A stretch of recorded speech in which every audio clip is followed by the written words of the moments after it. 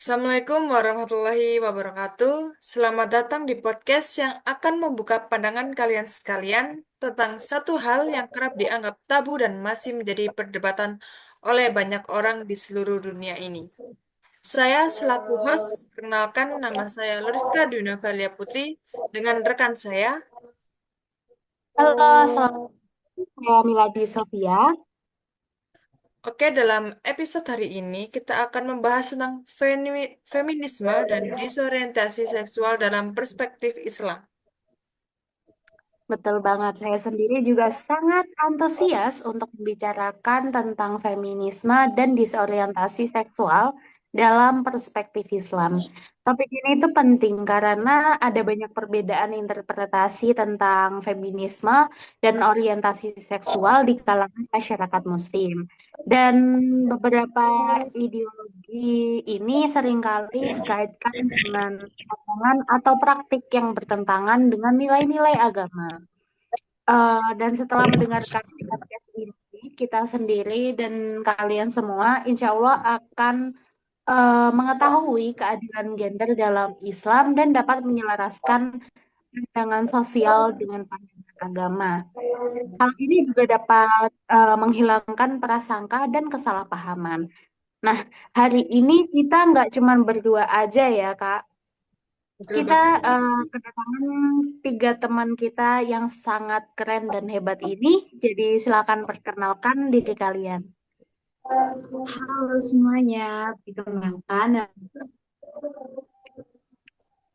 nama saya Citra. Halo semuanya, perkenalkan nama saya Bayu Priyatama. Halo, perkenalkan nama saya Tera Alivia. Halo teman-teman, terima kasih telah bergabung dengan podcast kali ini.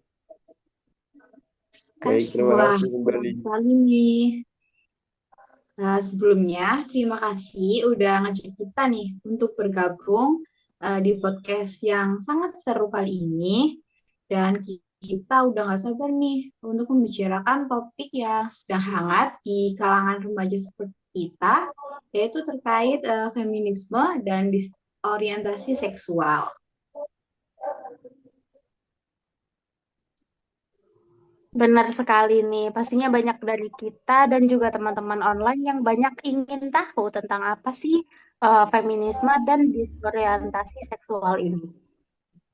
Sebelum kita mulai lebih dalam, mari kita niatkan bersama semoga obrolan kita ini bukan cuma menambah pengetahuan, tetapi juga membawa manfaat dan menjadi pengingat untuk diri kita sendiri tentunya. Bahwasanya Islam itu bukan agama yang diam terhadap ketidakadilan, tetapi agama yang hadir membawa keadilan dan rahmat bagi seluruh alam. Oke, mari kita masuk di segmen pertama, yaitu apa sih feminisme itu?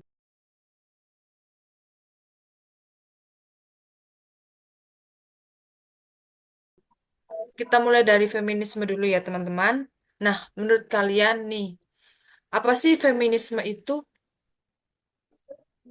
Hmm, kalau menurut aku sih dari buku yang pernah aku baca, kata feminisme itu sebenarnya pertama kali diperkenalkan oleh aktivis sosialis utopis Charles Fourier pada tahun 1873.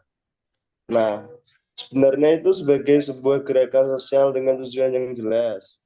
Feminisme mulai timbul pada abad pencerahan atau pada masa Aufklärung yang menekankan pentingnya peran rasio dalam mencapai kebenaran. Feminisme itu sebenarnya gerakan buat memperjuangkan hak-hak perempuan yang selama ini terpinggirkan dan tertindas, kayak akses pendidikan, pekerjaan, politik, dan hak bersuara. Nah, itu yang bagus dong seharusnya.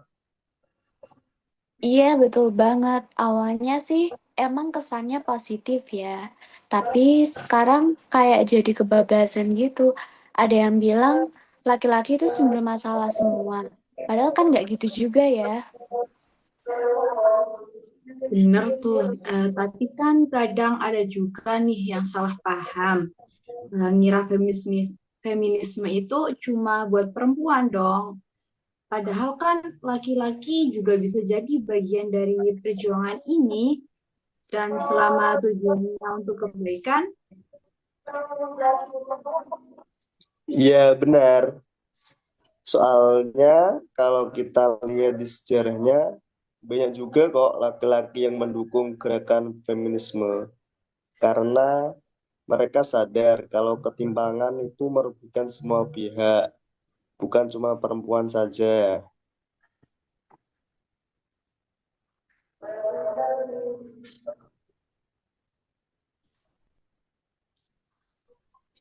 Oke, setuju banget. Dan di dalam Islam pun Nabi Muhammad SAW adalah sosok yang sangat menghargai dan memuliakan perempuan, ya kan teman-teman? Beliau bahkan membantu pekerjaan rumah tangga istrinya sendiri. Kadang juga ada yang ngira feminis itu pasti anti laki-laki atau anti keluarga. Padahal nggak semua feminis kayak gitu ya. Tergantung pemahamannya juga nggak sih? Benar tuh Kak, dan feminisme itu ada spektrumnya juga loh. Ada yang moderat, ada yang radikal. Bahkan yang bahaya itu kalau udah masuk ke feminisme radikal dan mereka itu bisa nyerang institusi. Nah, ini yang perlu diluruskan. Banyak yang ambil mentah-mentah ide dari luar tanpa menyaring sesuai nilai Islam. Jadinya seperti kayak malah bertentangan, bukan? Nah, itu kita juga nggak bisa tutup mata sama fakta sosial perempuan di dunia yang nggak dapat hak dasarnya. Jadi perjuangan itu tetap penting, tapi caranya yang harus sesuai syariat Islam.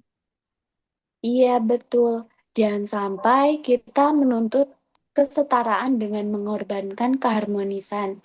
Harus ada keseimbangan antara hak dan tanggung jawab. Dan kadang-kadang tuh orang lupa ya, kalau dalam Islam itu perempuan itu punya banyak hak yang bahkan belum tentu ada dalam sistem lain. Kayak hak atas nafkah, pendidikan, bahkan warisan. Nah, bener banget tuh teman-teman. Dan ada nih di beberapa tempat perempuan tuh bahkan lebih didengar loh dan dari dalam urusan keluarganya. Kayak seperti contohnya tuh ibu itu posisinya tinggi banget di dalam Islam. Nah, itu makanya kita harus bangga jadi muslimah. Perempuan dalam Islam bukan dipinggirkan, tapi dimuliakan. Kita tinggal gimana cara mengaktualisasikannya aja sih. Dan kita juga jangan malu ya buat belajar soal ini, karena kadang kita tuh nggak ngerti, terus asal ikut arus aja. Padahal kalau dipelajari, Islam tuh lebih progresif daripada yang kita kira. Setuju banget tuh. Jadi feminisme itu dalam Islam bukan buat memberontak, tapi justru buat memperjuangkan keadilan dengan cara yang benar. Nah, jadi jangan takut ya untuk dibilang kolot kalau kita ngambil jalan yang sesuai dengan syariat Islam.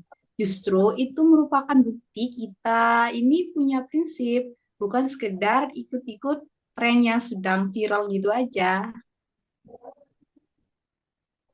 Nah, betul.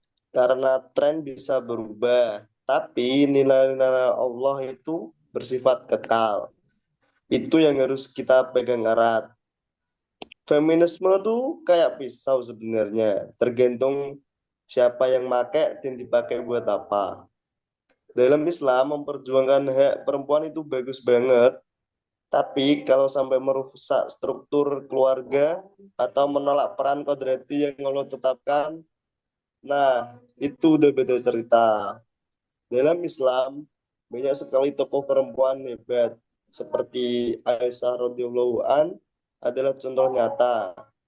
Dia seorang ilmuwan, guru besar, ahli hadis. Bahkan laki-laki sahabat Nabi banyak yang belajar dari beliau.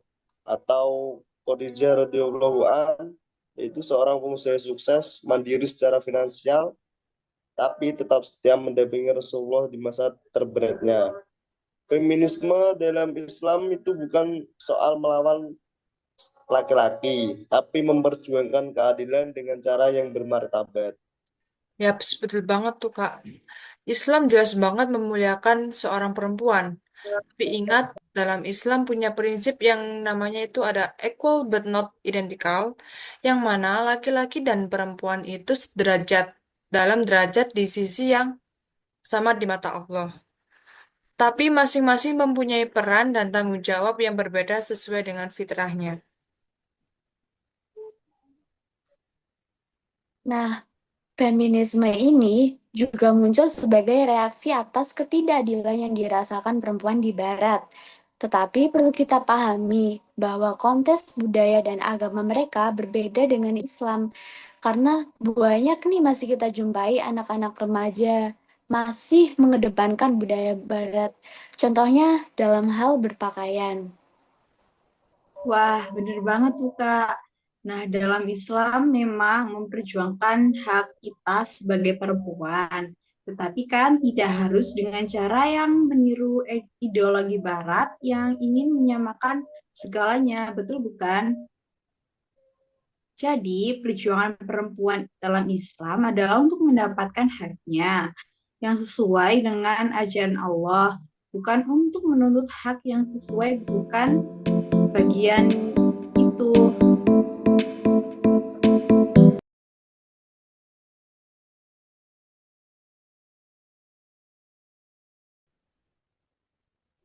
Nah, kalau soal disorientasi seksual nih, jujur aku sendiri sempat bingung. Maksudnya tuh di era yang sekarang ini makin banyak kan budaya barat yang dianut oleh masyarakat dan mereka tuh nggak segan gitu untuk menunjukkan hubungan yang tidak sewajarnya, contohnya ke media sosial dan mereka bilang itu hak asasi, padahal kan itu melanggar atau melenceng dari syariat Islam. Bener banget nih Kak, apalagi tuh berita yang kemarin viral di medsos yang di Bandung kalau nggak salah ya.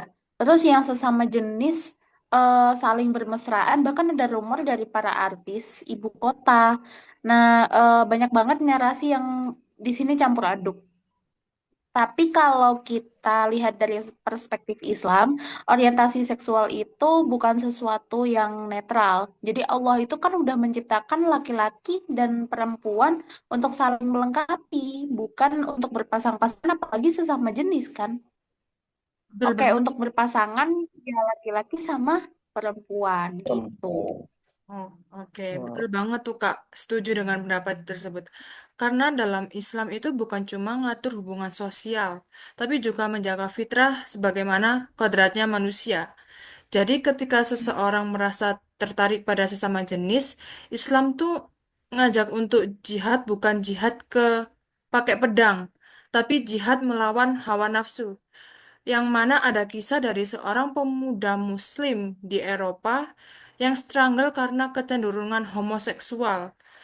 Tapi yang menarik, dia tuh nggak menyerah. Dia konseling, dia banyak belajar agama, memper, tentunya dalam memperdalam agamanya ya, dan akhirnya bisa menikah dan mempunyai anak. Itu suatu bukti bahwa fitrah bisa dipulihkan kalau kita mau berjuang. Wah, inspiratif banget ya. Dan memang ya, Allah itu nggak akan kasih ujian tanpa jalan keluar. Asal kita tetap minta tolong kepada Allah dan cari lingkungan yang bisa bantu.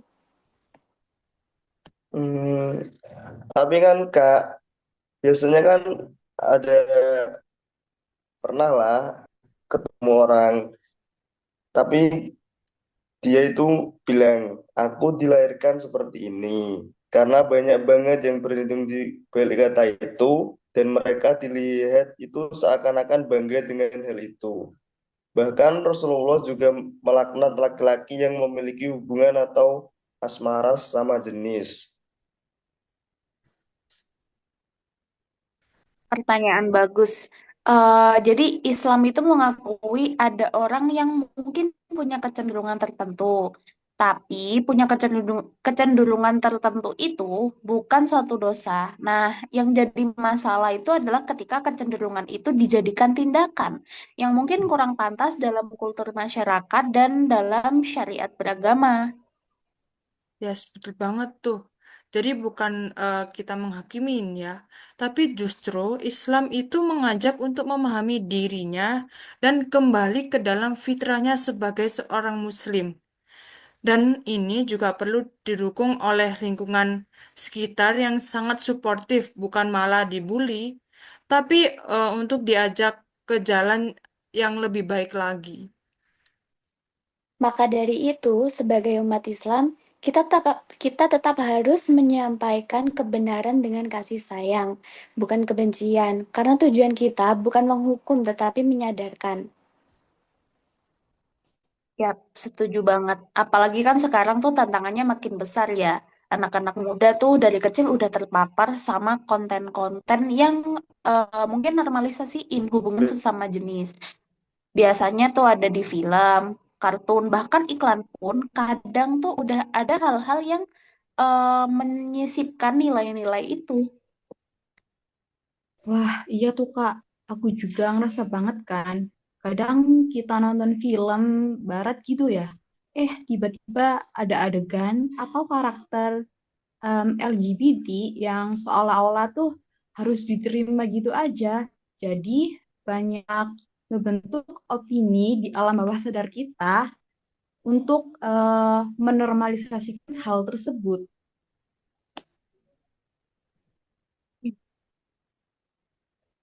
Nah, padahal kan kita sebagai muslim tuh harus punya filter, harus menyaring.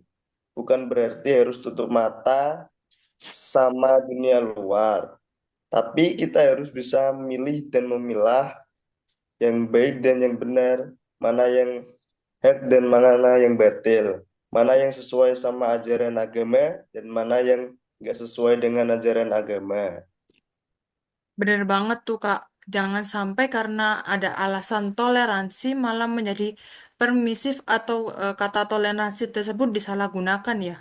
Toleransi itu bukan berarti kita harus menyetujui semua hal, tetapi tetap berpegang prinsip sambil tetap menghormati sesama.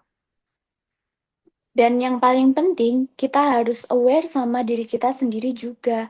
Kalau ngerasa ada kecenderungan yang menyimpang, jangan langsung ngerasa itu takdir yang harus dijalani.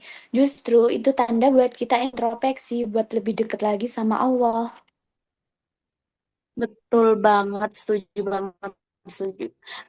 Islam tuh sebenarnya kan agama yang sangat manusiawi ya. Allah tuh ngerti banget sama struggle hamba-hambanya. Tapi kan Allah, kalau misalkan Allah ngasih cobaan, Allah tuh juga ngasih solusi. Nah, di sini Allah tuh udah ngajarin kita buat sholat, zikir, lingkungan yang baik gitu, berada di lingkungan yang baik.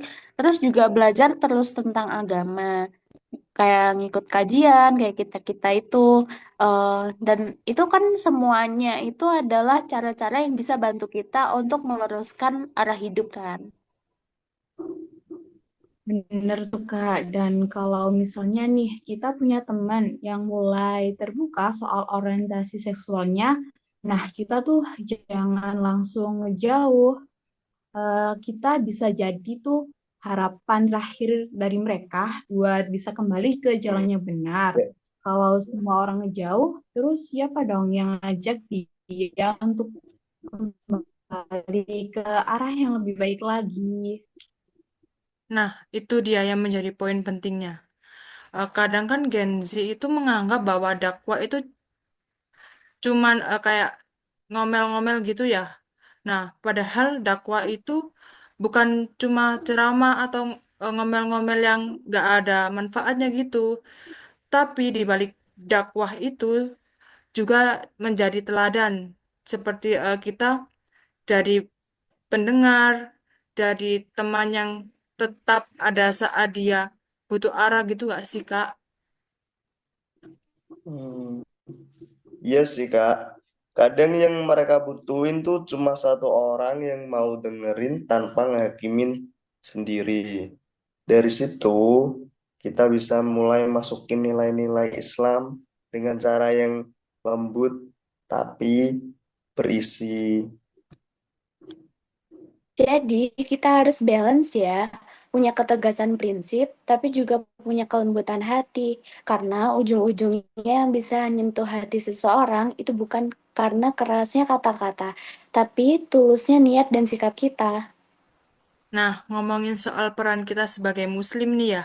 Di segmen selanjutnya kita bakal bahas nih, bagaimana sih sikap kita yang seharusnya, apa bisa kita lakukan secara nyata, baik sebagai individu maupun sebagai bagian dari masyarakat. Oke, jadi jangan kemana-mana ya sahabat online.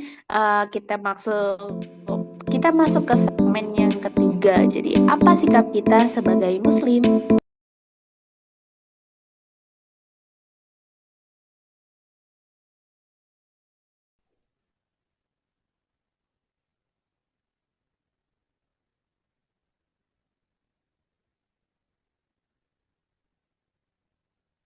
Oke, Kak. Baik, terima kasih. Kalau misalnya punya teman yang feminis banget atau yang terbuka soal orientasi seksualnya, kita tuh harus gimana sih sebagai teman? Kalau menurut aku, kita ya tetap temanan, tapi tetap baik, tapi jangan ikut-ikutan nilai yang bertentangan sama Islam. Kita bisa jadi teman yang ngajak pelan-pelan, bukan ngegas kayak, ayo jangan pacaran, jangan niru budaya barat karena itu musyrik. Kan bukan begitu juga ya teman-teman, tapi juga bukan permisif ya. Dan kita juga jangan sok suci ya. Em, Islam juga ngajarin kita untuk rendah hati, betul kan? dak- dan, dan dakwah itu bukan seperti yang marah-marah, tetapi yang menyentuh hati. Nasihat yang kita berikan kepada teman-teman kita nih dapat diterima dengan baik dan dapat menjadi teman yang saling mendukung untuk belajar yang lebih baik lagi ke depannya dan sejalan dengan syariat Islam. Oke, nah sekarang aku mau pengen tanya ke kalian semua. Setelah dari segmen sebelumnya kita udah membahas feminisme dan LGBT, eh aku pengen nanya, apa sih tugas kita sebagai generasi muda Muslim dalam menghadapi isu-isu yang udah kita bahas tadi? Wah, yang jelas sih Kak, kita harus banyak belajar kan, banyak-banyak baca buku, terus jangan cuma ngikutin tren di media sosial aja. Kita juga harus tahu landasan agama agar kita bisa bersikap lebih baik dan lebih benar lagi ke depannya. Hmm, Dan tak hanya itu, kita juga harus jadi role model. Gaya hidup yang sehat, saling menghargai, dan tetap tegas soal prinsip. Jangan gampang ikut arus lah intinya. Dan satu lagi, aktif berdakwah di media sosial. Nggak perlu ceramah keras-keras, tapi cukup dengan posting hal-hal Islami yang ringan atau ngejelasin pelan-pelan ke temen yang bingung. Oke nih, jadi intinya Islam itu bukan anti perempuan dan bukan benci LGBT, tetapi Islam punya cara tersendiri buat mengatur semuanya ya. Betul sekali. Jadi Islam tuh bukan agama yang kaku sebenarnya ya. Jadi Islam tuh enjoy tapi punya prinsip. Nah, dan prinsip itu yang pastinya menjaga kita supaya supaya tetap dalam jalur yang lurus. Dan prinsip itu bukan soal ngebatasin kita, tapi justru buat ngejaga kita. Karena kalau semuanya bebas tanpa arah, yang ada tuh kayak lampu, eh apa ya, eh, perempatan yang nggak ada rambu-rambu lalu lintasnya gitu kan, itu malah chaos. Nah, bener tuh. Dan yang perlu diingat nih, kita bukan Tuhan kan ya. Kita nggak bisa maksa orang untuk berubah, tapi kita juga bisa jadi cerminan. Jadi saat teman kita lihat kita istiqomah nih, terus santun, dan tetap care terhadap mereka, terhadap lingkungan sekitar. Nah, itu bisa jadi titik awal bagi mereka buat mikir dan berubah gitu.